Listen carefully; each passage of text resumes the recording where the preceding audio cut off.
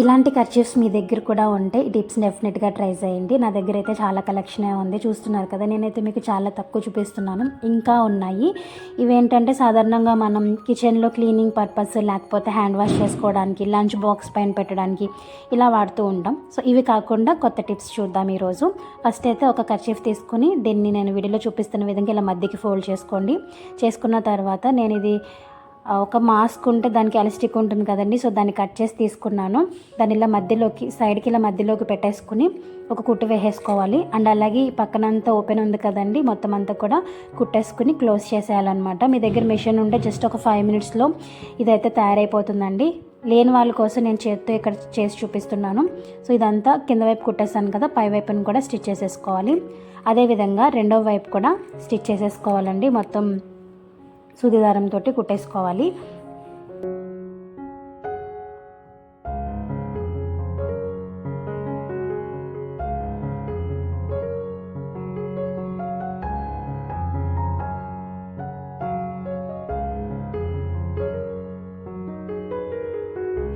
ఇలా స్టిచ్ చేసేసుకున్న తర్వాత మధ్యలో కూడా మనకి ఎన్ని పాకెట్స్ కావాలంటే అన్ని స్టిచెస్ వేసుకోవచ్చండి. నాకేంటంటే కర్చీఫ్ ఇది డిజైన్ వచ్చింది కదా, లైన్స్ వచ్చాయి కదా, సో అలా నేను స్టిచ్ చేసేసుకున్నాను. మీకు కావాల్సిన విడ్త్ బట్టి మీరు స్టిచ్ చేసుకోవచ్చు. ఇప్పుడు దీంట్లో మనం బ్రషెసే కానివ్వండి, లేకపోతే పేస్ట్లు, టన్ క్లీనర్స్, ఫేస్ వాష్లు, సో ఇవన్నీ పెట్టుకుని ఎక్కడికైనా లాంగ్ జర్నీ చేసేటప్పుడు తీసుకెళ్తే సూపర్గా ఉంటుందండి.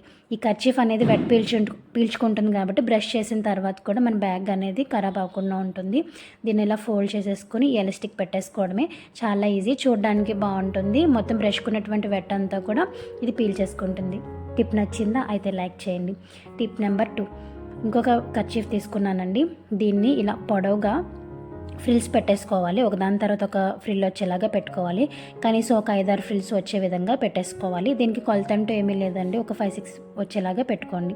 పెట్టుకున్న తర్వాత ఒక పొడవుగా ఒక స్ట్రిప్ తీసుకున్నానండి. కాటన్ క్లాత్ తీసుకుని దాన్ని మనం బొందులు కుట్టుకుంటాం కదా, యాజ్ ఇట్ ఈస్ అలాగే కుట్టుకోవాలి. లోపలికి 2 వైపులా మడిచేసుకుని స్టిచ్ చేసేసుకోవాలి.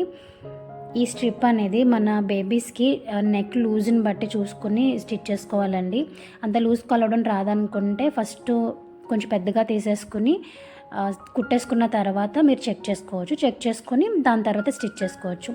సో నేనైతే కుట్టేసిన తర్వాత ఈ కర్చీఫ్కి ఆ చివర ఈ చివర అటాచ్ చేసేసుకుంటే బేబీస్కి బీబ్ అనేది రెడీ అయిపోయినట్టే అండి. ఇవి మీరు బయట కొనాలంటే 200 నుంచి 300 ఈజీగా చార్జ్ చేస్తారు. కాకపోతే అది ఇంకా కొంచెం షేప్ వేరుగా ఉంటుంది, అంటే నెక్ దగ్గర.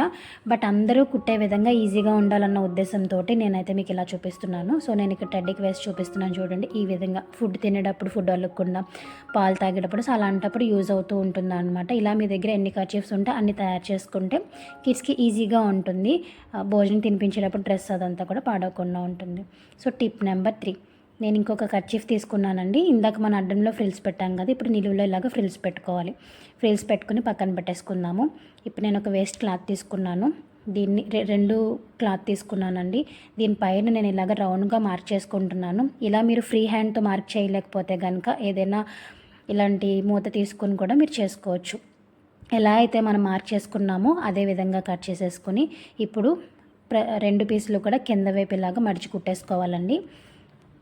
అలాగే ఇది కూడా మడిచి కుట్టేసుకున్నాను. ఒక చిన్న స్ట్రిప్ తీసుకొని దీన్ని కరెక్ట్గా మధ్యలోకి మార్క్ చేసుకొని మధ్యలోకి పెట్టేసుకుని 2 రైట్ సైడ్స్ లోపలికి వచ్చే విధంగా చూసుకొని చుట్టూ కూడా స్టిచ్ చేసేసుకోవాలి. రైట్ సైడ్ లోపల పెట్టుకున్నాము, అలాగే మధ్యలో చిన్న స్ట్రిప్ పెట్టాము, అంతేనండి. కింద వైపు మనం ఓపెన్ చేసాము. ఇప్పుడు ఈ ఓపెన్లో మనం ఇందాక ఫ్రిల్స్ పెట్టుకున్నటువంటి కర్చీఫ్ని ఇలా అడ్జస్ట్ చేసేసుకుని ఒక స్టిచ్ వేసేసుకుంటే ఇది మనం వాష్ బేసిన్ దగ్గర లేకపోతే షింక్ పక్కన కిచెన్లో పెట్టుకుంటే హ్యాండ్స్ క్లీన్ చేసుకోవడానికి, తుడుచుకోవడానికి నీట్గా ఉంటుందండి. డైరెక్ట్గా మనం కర్చీఫ్ కూడా యూస్ చేయొచ్చు. బట్ ఇలా ఏంటంటే చూడడానికి బాగుంటుంది, అచ్చు మనం బయట కొన్న వాటిలాగా ఉంటాయి. ఇది మనకి డిమార్ట్ ప్రైస్ 100 to 200 రూపీస్ ఉంటుంది కదా.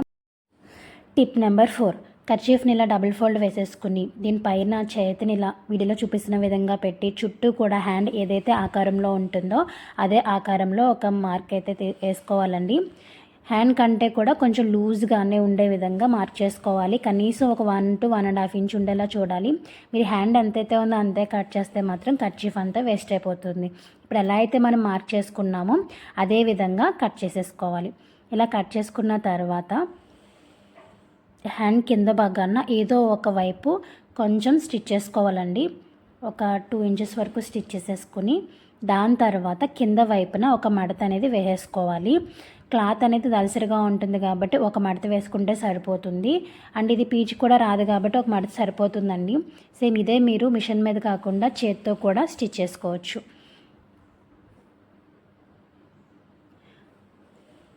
ఇలా మడత పెట్టేసుకున్న తర్వాత మళ్ళీ ఎలా ఉందో అలా పెట్టేసుకుని చుట్టూ కూడా ఒక స్టిచ్ వేసేసుకోవాలి. కింద వైపు వదిలేసి మిగిలిందంతా కూడా ఒక స్టిచ్ వేసేసుకోవాలి.